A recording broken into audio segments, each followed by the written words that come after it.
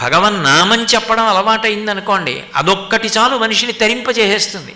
నోరు విప్పితే భగవన్నామం పలకడం అలవాటైనటువంటి వాళ్ళు కూడా మరణకాలంలో ఆ యమధర్మరాజు గారి యొక్క భటులు వచ్చినప్పుడు కపవాత పైత్యములు పెరిగిపోతే భయంకరమైన రూపాలతో ఆ యమభటులు నా ఎదురుగుండా కనపడుతుంటే నేను భగవన్నామం పలకలేనేమోనని ఇప్పుడు పలుకుతున్నాను వినవయ్యా అని చెప్పుకున్నారు. ధర్మపురి క్షేత్రంలో, తెలంగాణలో ఆ నరసింహస్వామి క్షేత్రంలో శేషప్ప అని ఒక గొప్ప కవి, ఆయన నరసింహ శతకం చేశాడు.